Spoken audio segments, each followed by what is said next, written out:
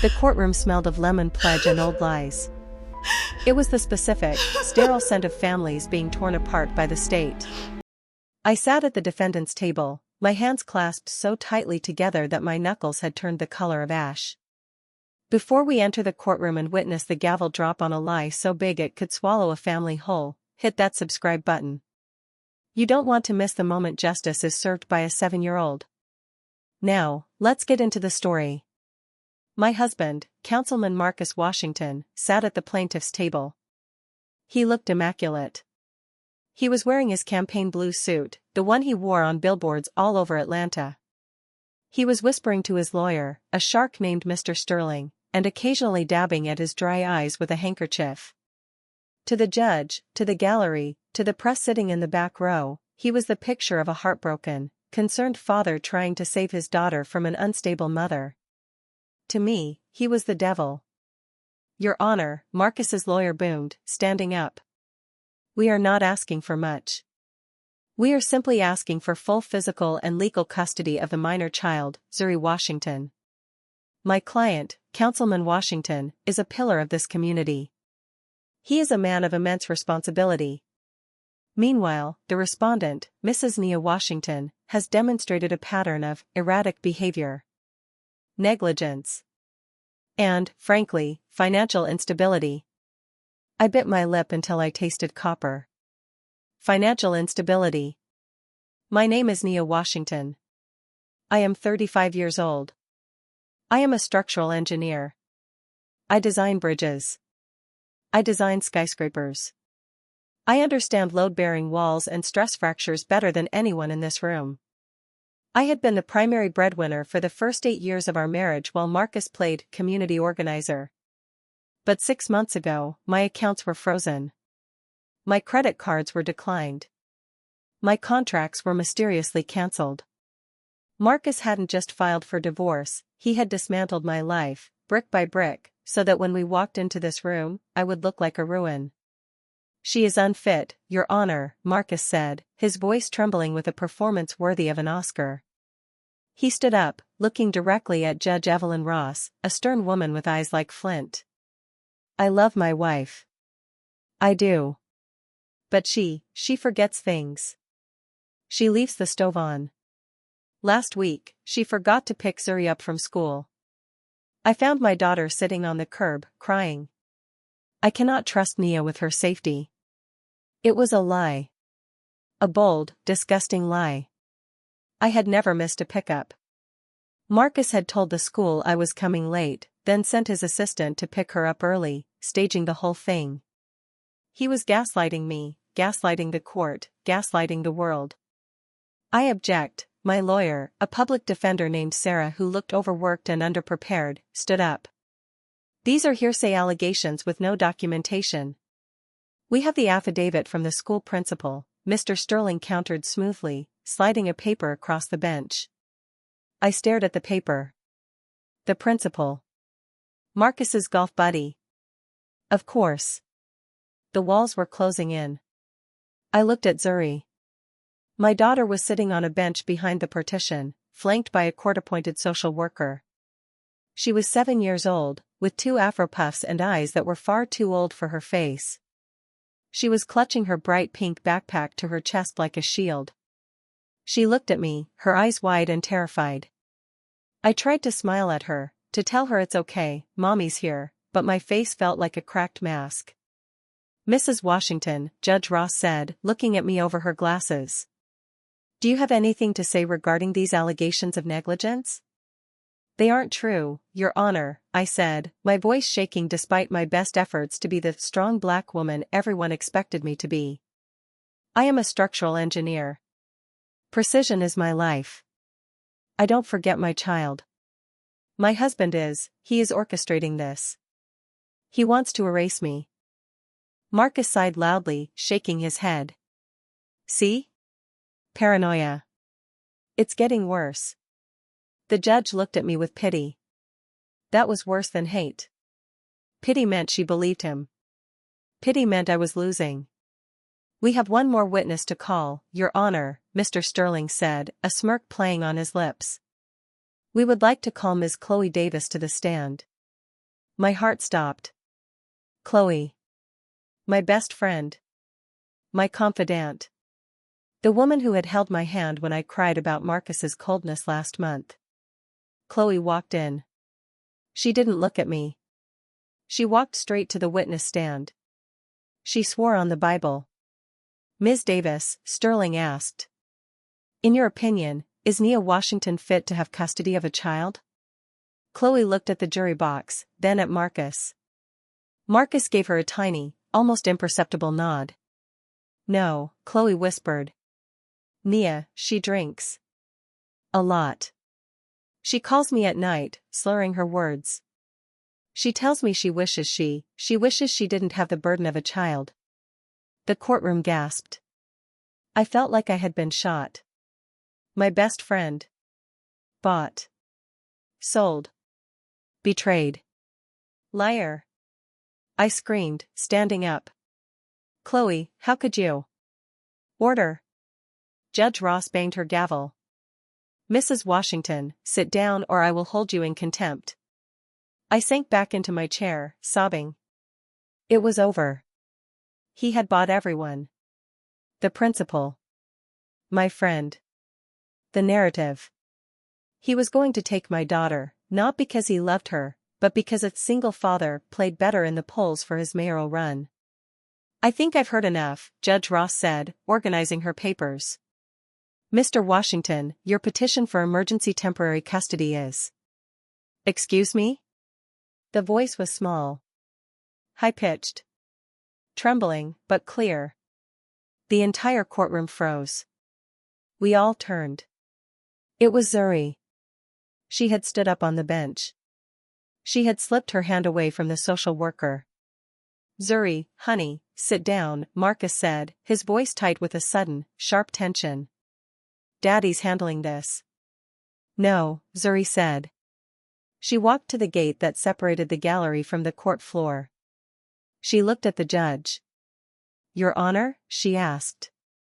Judge Ross softened. Yes, child? You aren't supposed to speak right now. I know, Zuri said.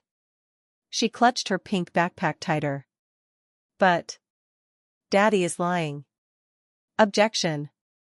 Sterling shouted. She is a minor. She has been coached by the mother. I haven't seen my mother in 2 weeks. Zuri shouted back, tears springing to her eyes. Daddy won't let me. Judge Ross held up a hand, silencing the lawyer. Let her speak. Zuri took a deep breath. She unzipped her backpack. My husband files for divorce, and my 7-year-old daughter asks the judge, may I show you something that Mom doesn't know about, Your Honor? I looked at Zuri. Something I didn't know about? What could she possibly have? Marcus stood up. Your Honor, this is highly irregular. My daughter is traumatized. Whatever she has, it's just a toy or a drawing. We shouldn't waste the court's time. He was sweating. I saw it. A bead of sweat trickling down his temple. He was nervous. Why? I want to see it, Judge Ross said. She beckoned Zuri forward. Zuri walked to the bench. She didn't pull out a toy. She pulled out a sleek, black tablet. It wasn't hers. It was an expensive, encrypted device. It was Marcus's work tablet. The one he claimed he had lost 3 days ago. The one he said contained sensitive constituent data. I found this, Zuri said, her voice echoing in the silent room. Daddy hid it in the vent in my room. He thought I was asleep.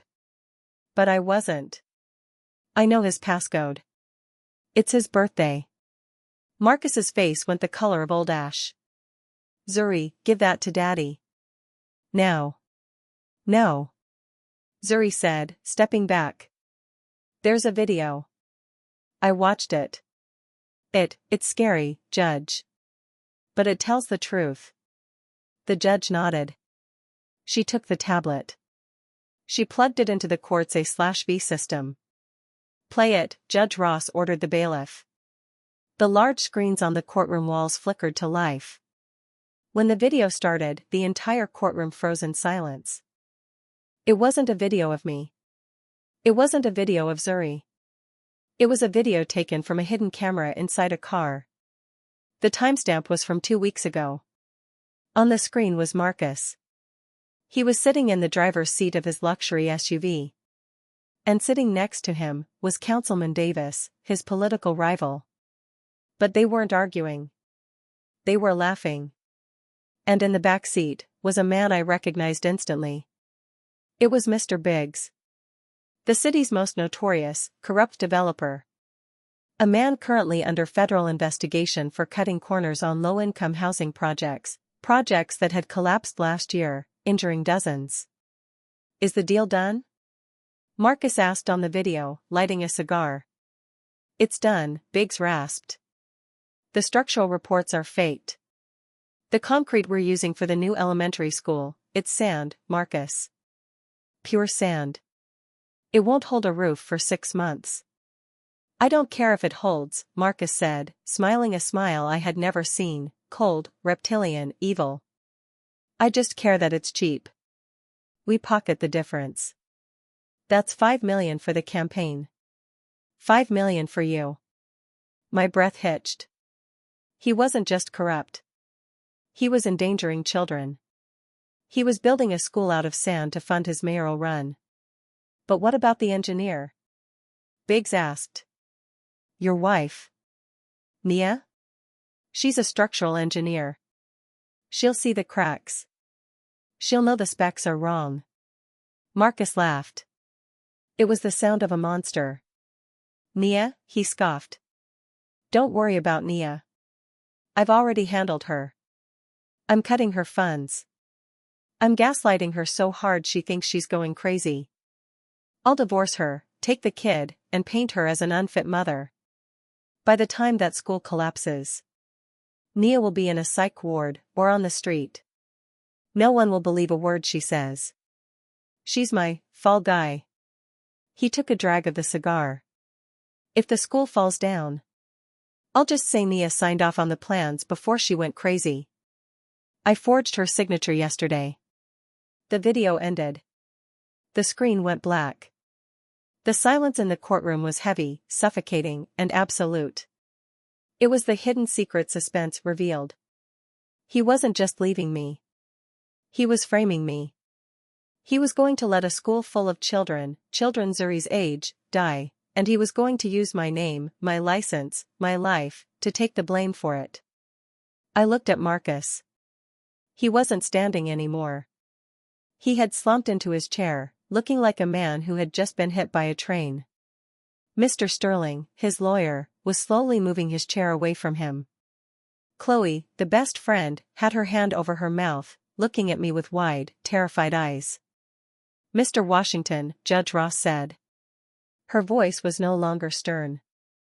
It was the voice of doom. Bailiff, lock the doors. The heavy, wooden thud of the courtroom doors locking was the sound of a trap snapping shut. This is a deepfake. Marcus roared, pointing a shaking finger at the black screen where his own face had just confessed to a felony. It's AI. My wife is an engineer, she knows computers. She fabricated this to steal the election. It's a political hit job. Judge Ross looked at him. Her expression was unreadable, but her eyes were cold. Mr. Washington, that video showed you with Councilman Davis and Mr. Biggs. Are you suggesting your wife generated AI versions of 2 other prominent public figures as well? Yes. Marcus lied, sweat now pouring down his face, ruining his campaign makeup. She's obsessed. She's vindictive. Look at her lawyer. A public defender. She's desperate. I stood up. I didn't look at the judge. I looked at Marcus. You're right, Marcus, I said, my voice calm, slicing through his hysteria. I am an engineer. A structural engineer. Which means I deal in physics. In concrete. In steel. Things that don't lie. I walked over to my lawyer's table. Sarah, the public defender, was staring at me with wide eyes. She realized, perhaps for the first time, that she wasn't defending a victim, she was second chair to a prosecutor. I reached into my oversized tote bag. "Your Honor," I said. "My husband claims the video is fake. He claims the school, the Lincoln Heights Elementary project, is safe. He claims I am negligent." I pulled out a heavy, cylindrical object wrapped in plastic. It looked like a piece of gray rock. I placed it on the defense table with a heavy thud. "This," I said, "is a core sample." Marcus stopped breathing. "I went to the Lincoln Heights site 3 nights ago," I continued. "I didn't forget to pick up Zuri. I was busy drilling a 6-inch core sample from the main load-bearing column of the cafeteria. The cafeteria where 300 children are scheduled to eat lunch next week." I unwrapped the plastic. The concrete cylinder was crumbly, porous. It looked like a stale biscuit. "Standard concrete for a commercial build requires a compression strength of 4,000 psi, I lectured, slipping into my professional persona. "I ran this sample in the lab yesterday. It crumbled at 1,200 psi.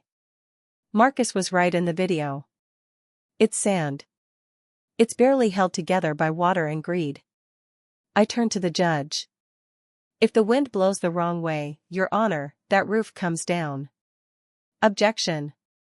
Mr. Sterling, Marcus's lawyer, stood up, but he looked pale.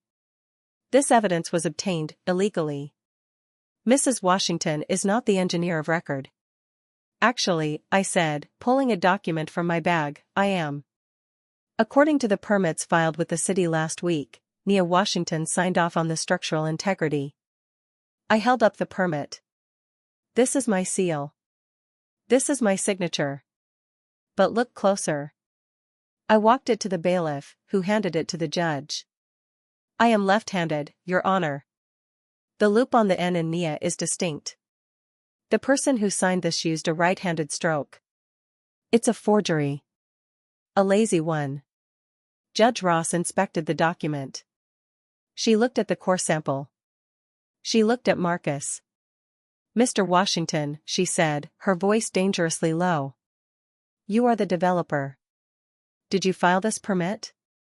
My office handles the paperwork," Marcus stammered. "I don't see every document. If the concrete is bad, that's on the contractor. That's on Biggs. I'm a victim of bad subcontractors." He was pivoting. Throwing Biggs under the bus. Trying to survive. But he had forgotten about the other person in the room. The counterattack wasn't just about the building. It was about the betrayal. I turned to the witness stand. To Chloe. My best friend. The woman who had just testified that I was a drunk. She was frozen in the witness box, her hands gripping the railing, her eyes darting between Marcus and the door. "And you, Chloe?" I asked softly. "Nia." She whispered. "Why?" I asked.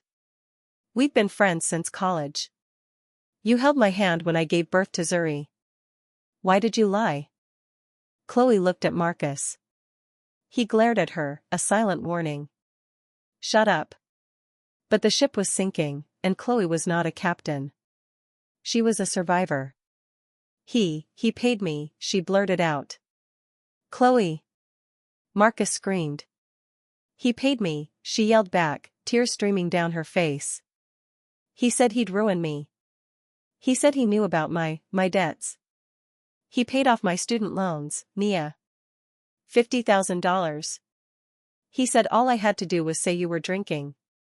He said you were going to lose Zuri anyway, and he just wanted it to be clean." $50,000, I repeated. "That's the price of my daughter?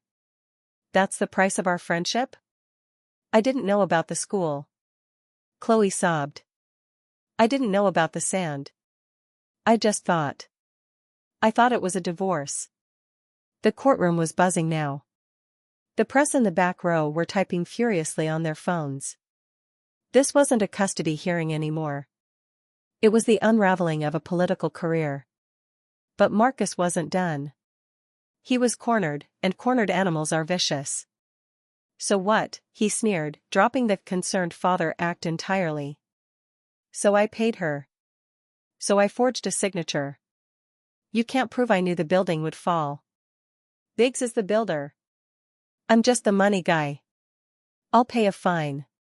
I'll do probation. But you. He pointed a shaking finger at me. You are still unstable. You stole my tablet. You broke into a construction site. You are a thief and a trespasser.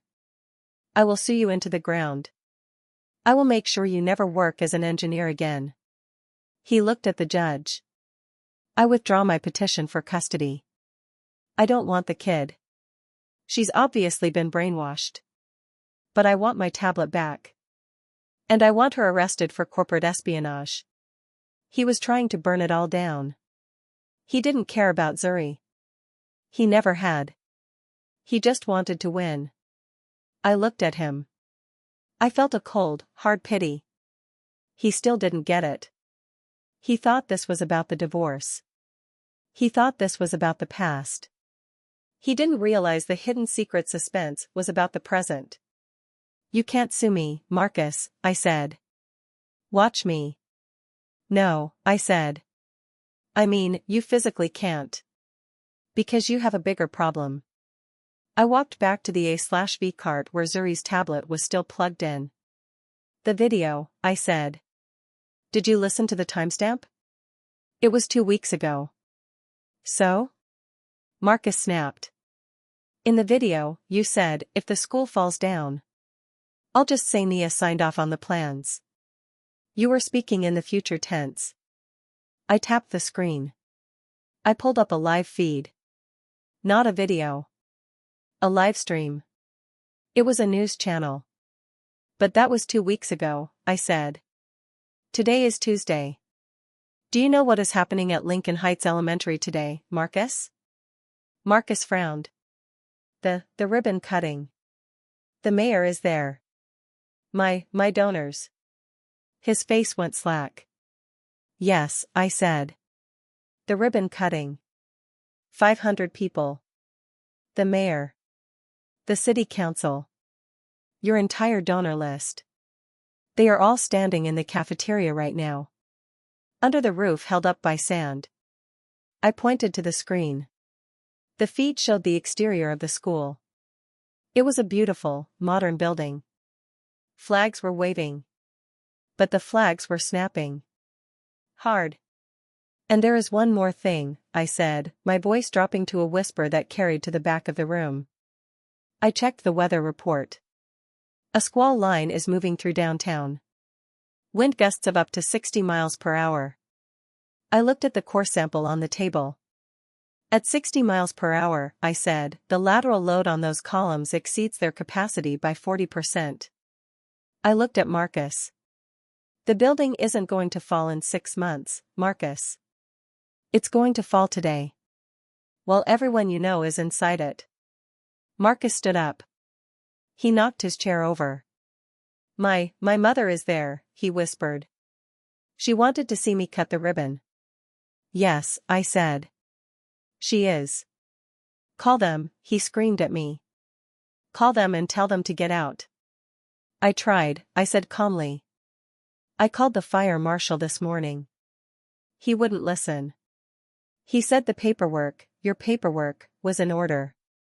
He said the engineer of record, me, had signed off on it. I leaned against the table. So here we are, Marcus. You framed me so well that you made the lie impenetrable. The only person who can stop that event is you. You have to admit it. Right now. On the record. You have to tell the judge to call the police chief and order an evacuation based on fraud. He stared at me. If I do that, I go to prison. For a long time. Yes, I said. You do. I pointed at the screen, where the wind was whipping the banners. Or, you can stay silent. You can keep your lie. And you can watch your mother, and the mayor, and 500 children, become the fall guys for your campaign. The courtroom was silent. Judge Ross had her hand on the phone, waiting. Marcus looked at the screen. He looked at me. He looked at the handcuffs on the bailiff's belt. He was a narcissist. He was a monster. But he was a coward. And cowards always try to save themselves. But this time, saving himself meant confessing. He choked. I did it. Louder, Judge Ross commanded. I did it, he screamed, his voice breaking. The concrete is fake. It's sand. Evacuate the building. Get them out. Judge Ross picked up the phone. This is Judge Ross. Get me the police commissioner. Code red. Evacuate Lincoln Heights Elementary immediately. Structural failure imminent. She hung up. She looked at Marcus. Bailiff, she said. Take him into custody. Marcus slumped to the floor, weeping. Not for the children. Not for his mother. But for his career.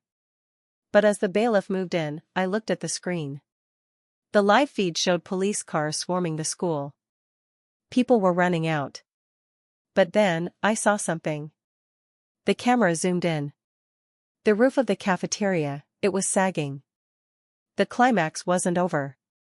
The confession was just the start. The building wasn't waiting for the police. The laws of physics don't accept plea deals. The courtroom was a vacuum of stunned silence, but outside, the world was screaming. The live feed on the screen showed the wind whipping the banners at Lincoln Heights Elementary into a frenzy. The roof of the cafeteria was no longer just sagging, it was groaning, visible even through the pixelated feed. I have to go, I said. I didn't ask for permission. I didn't look at the judge. I grabbed my hard hat from my bag.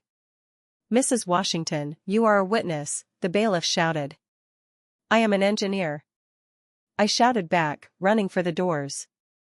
And I know which way that building falls. I burst out of the courthouse into the squall. The wind hit me like a physical blow.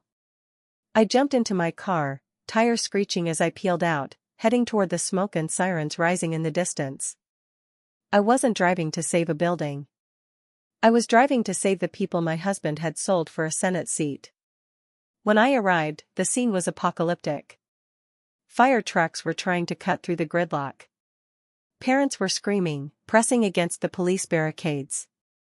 The wind was howling at 60 miles per hour, tearing shingles off the roof like confetti. And the cafeteria was a death trap. The main exits were jammed with hundreds of panicked donors and terrified children. I jumped out of my car. I saw the fire chief, a man I had argued with on the phone hours ago. Chief! I screamed, fighting the wind. Get them away from the north wall.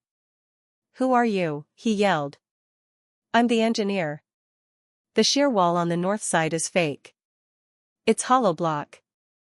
If the roof goes, it pushes out, not in. It will crush the evacuation route. The chief looked at me. He saw the desperation, the knowledge in my eyes. Move the perimeter, he roared into his radio. Clear the north exit. Now. Route them through the gym. I didn't stop.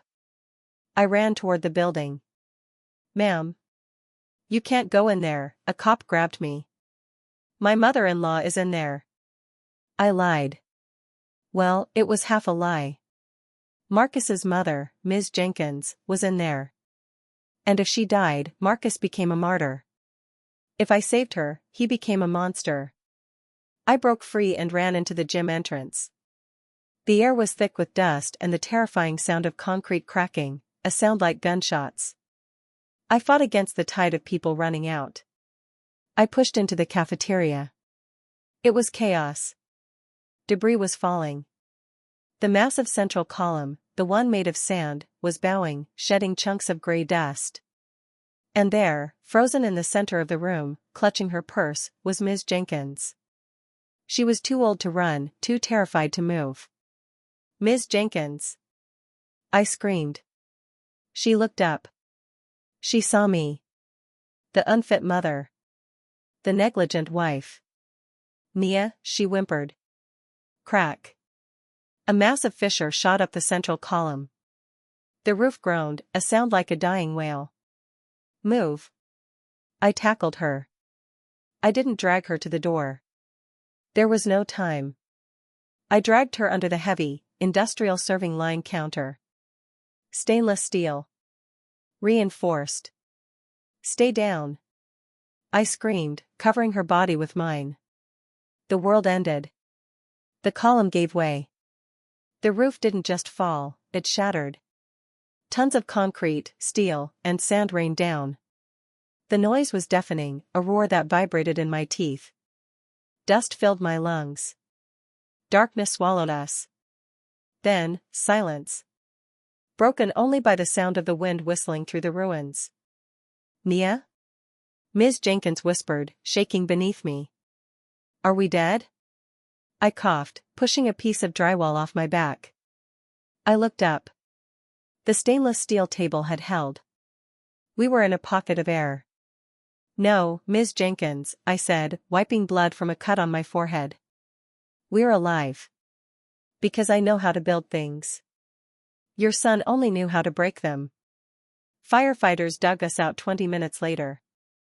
I emerged from the rubble, covered in gray dust, looking like a ghost. I was helping Ms. Jenkins walk. The cameras were there. Every news channel in the state. They didn't see a crazy ex-wife. They saw a woman who had walked into a collapsing building to save the mother of the man who tried to frame her. And Marcus? He saw it all. He was sitting in a holding cell at the precinct, handcuffed to a table, watching the live feed on a small TV on the wall. He watched the building collapse. He watched the dust clear. And he watched me walk out, alive, holding his mother. He watched his mother look at the camera, her face streaked with tears and dust, and scream, "He did this. My son. Marcus. He knew. He tried to kill us all." Marcus put his head on the table and wept. Not for the tragedy. But because he knew, in that moment, that he had lost the narrative forever. The resolution. The trial was not a he said, she said. It was a he said, science proved. Marcus Washington was charged with 500 counts of reckless endangerment, fraud, and conspiracy. But the charge that stuck, the one that put the nail in his coffin, was attempted murder. Not of me. Of Zuri. The judge ruled that by placing his child in a home, and a school, he knew was unsafe to frame his wife, he had acted with malice. He was sentenced to 25 years in federal prison. Chloe, the best friend, took a plea deal. She testified against him in exchange for probation. She lost her license, her friends, and her dignity. Mr. Biggs, the corrupt builder, turned state's evidence and gave up the entire political ring. But my legacy was not a foundation. It was an inquisition. I did not open a charity. I didn't have time. The governor appointed me as the state director of infrastructure integrity. I became the building hunter. I formed a task force of forensic engineers. We didn't build new schools. We audited the old ones. We went into every project Marcus and Biggs had touched. We drilled cores. We checked permits. We tore down 3 apartment complexes that were deemed death traps. I became the most feared woman in construction. When developers saw my white hard hat and my team of auditors pulling up to a site, they didn't offer bribes. They panicked. I cleaned the city. I didn't just save it, I reinforced it. And Zuri? She didn't just get her mom back. She got a hero. 6 months later, we were sitting in our living room. Zuri was playing on her tablet, a new one. She looked up at me. Mom? Yes, baby? Daddy sent a letter from prison. He wants me to visit. I put down my blueprints. Do you want to visit him? Zuri thought for a moment. She remembered the video. She remembered the lies. No, she said. He's not a builder, Mom. He just breaks things. She went back to her game. Besides, she added, smiling at me, I want to be an engineer like you. I want to learn how to make things stay up. I smiled. Marcus had tried to destroy my family to build his empire. Instead, he gave me the blueprints to build a better one. Without him. What this story teaches us is that the truth is like gravity. You can try to deny it, you can try to build over it, but eventually, everything falls. And when it does, you better hope you're standing next to the person who knows where the safe spots are. If you believe that the strongest foundation is the truth, hit that like button. And subscribe to this channel, because we are tearing down the lies, one story at a time. We'll see you in the next one.